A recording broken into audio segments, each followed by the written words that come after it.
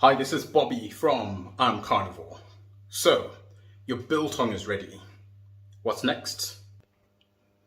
Yes, you could eat it as a stick, but chances are you're going to want to slice some of it. And when it comes to slicing biltong, you've got quite a lot of options, but which one is best? Today, I'm going to be going through them to find that out. So, I've got some dry biltong here, and we're looking to slice it using a number of methods. We'll be using a nice sharp knife. We'll slice some using a commercial meat slicer, and we will also be using a commercial biltong slicer.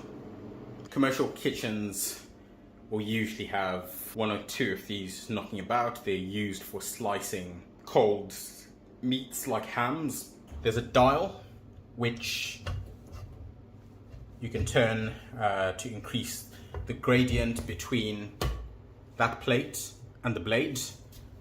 The more you turn it, the bigger the gap it gives you, or if you bring it in towards zero, it narrows the gap, giving you finer slices. That just runs back and forth against the blade. Your product goes in there, sitting against the plate, and you would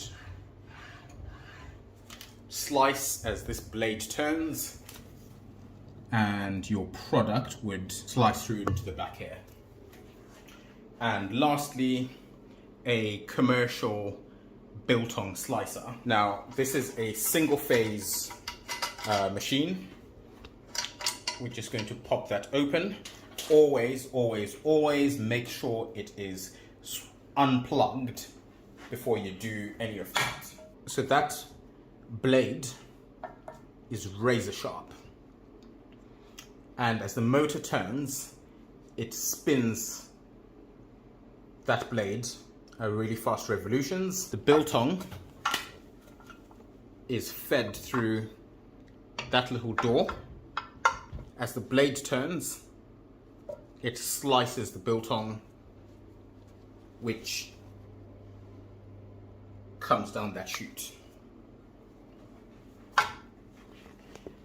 So, we're going to be testing the three of these. Let's jump straight in.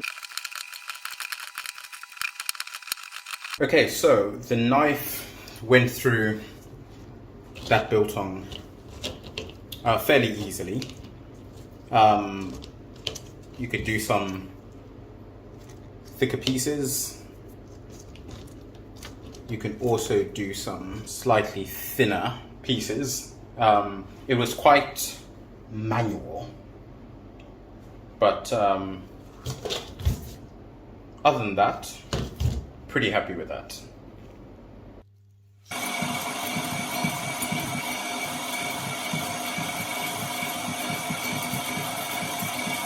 Okay, so in less than half the time that I cut up this biltong with a knife, I've possibly got double or slightly more when I've used the biltong slicer. And what you can see is the slices are very uniform. It's a generally neater pile.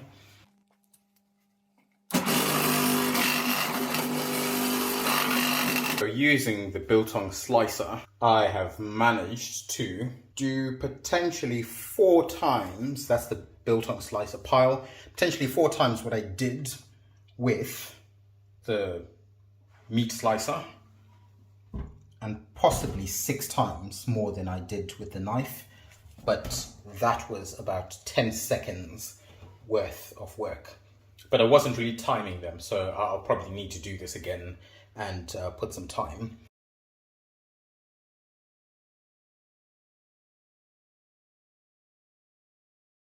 And we'll be testing them for speed, and we're also testing for neatness, I guess. I was going to say accuracy, but we're going with neatness to see how the three of them stack up. I've got a gastronome full of biltong, and I am going to take 3 minutes of slicing using each method just to see how I get on.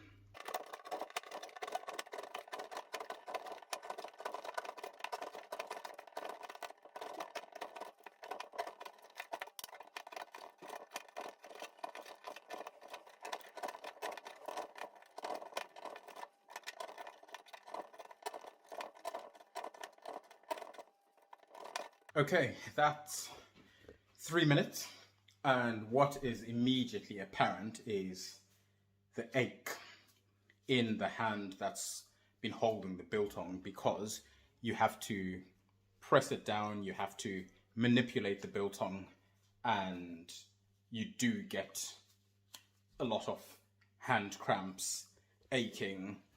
The hand holding the knife as well, it does feel like you've been working out. However, how did it do? Not a shabby quantity. Pretty impressed with that. I wasn't racing ahead, but I wasn't slouching either. This is possibly a good quantity of biltong if you're looking to sit down and have a snack with you.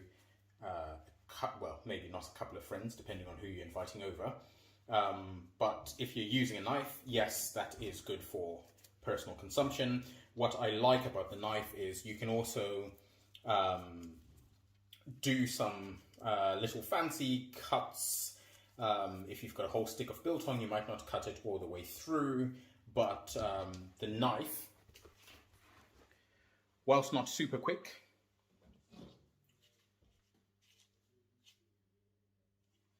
is pretty handy. So using our knife, we managed to cut through 125 grams of biltong in 3 minutes.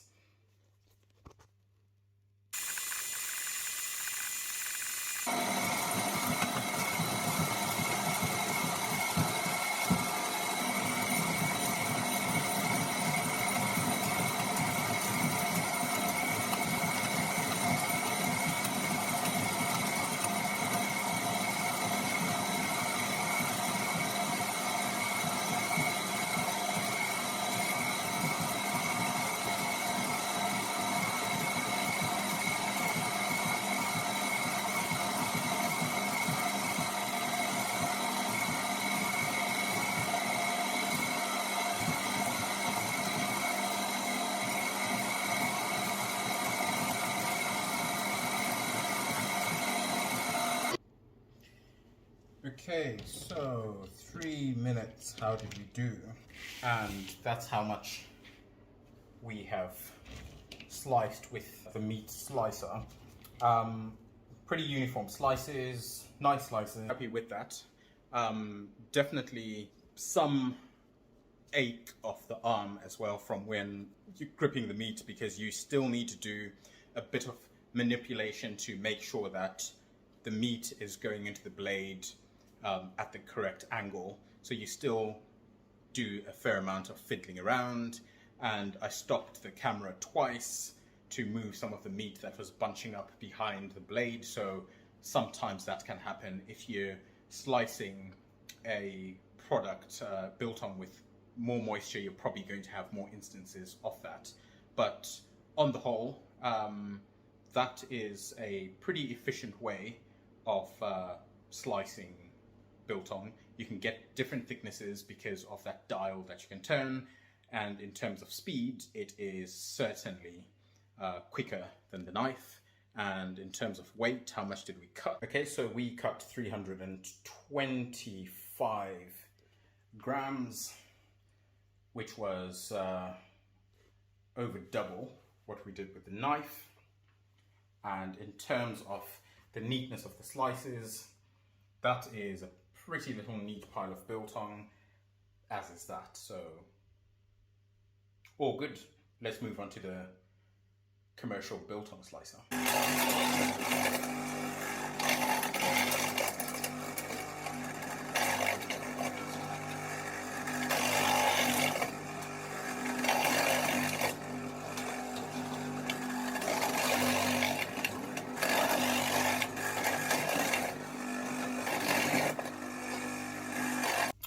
Okay, so this is how much we've done with the commercial Biltong slicer.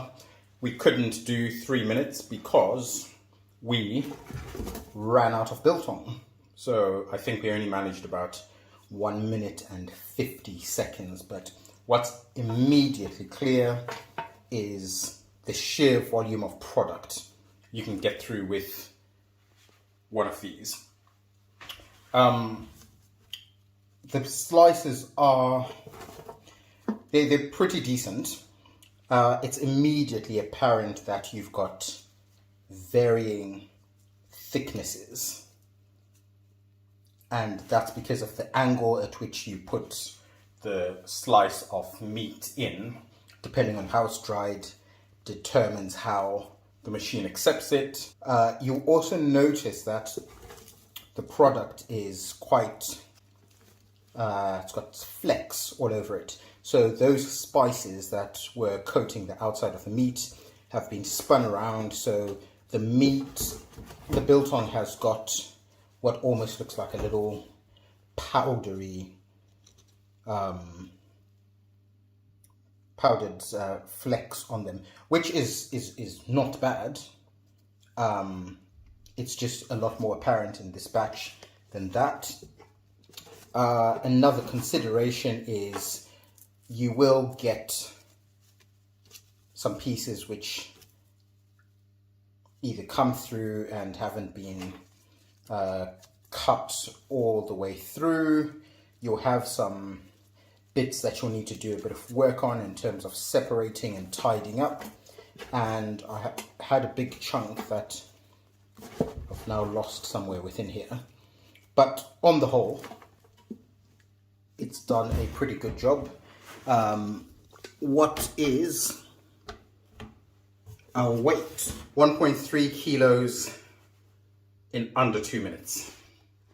So the commercial Biltong slicer has done that in 1 minute and 50 seconds. The Buffalo commercial meat slicer has done that much in 3 minutes, and the knife has done that much in 3 minutes. Okay, so that was a really cool test. I enjoyed doing that a lot more than I thought. And my observations are, the two things that you're going to be balancing when you're slicing biltong using these tools is speed and also dexterity. Dexterity lends itself to the appearance of your cut biltong. A knife is the slowest, but it gives you the greatest amount of dexterity. The biltong maker's commercial biltong slicer is by far the quickest. It was right off the scale, but it doesn't give you as much control over the product that you're going to end up with. Whereas the Buffalo meat slicer does an adequate job. However, it is going to be limited on the amount of product that you can process through it. Realistically, I would go through about 3 kilos of biltong on the Buffalo slicer before it gets pretty hot or I start getting arm ache. I would possibly go through 500 grams of hard biltong if I was slicing it with a knife before I stopped. And that's why it's perfect having all three, because you can mix and match. What I actually liked about the knife is when you get to the very small pieces of biltong, you can take a knife to that and come away with some good slices to add into a packet of biltong. Whereas with the other two, there's a limit to how much you can feed into the machines whilst doing it safely, because these are extremely, extremely sharp blades. And whilst I've got cut-resistant gloves underneath the nitrile glove, if my fingers got anywhere near the blades of the biltong maker's biltong slicer or the Buffalo meat slicer, that will only protect me to an extent. Thanks for watching, and come back again to Commercial Kitchen, where we'll be trying out something else pretty crazy. Take care.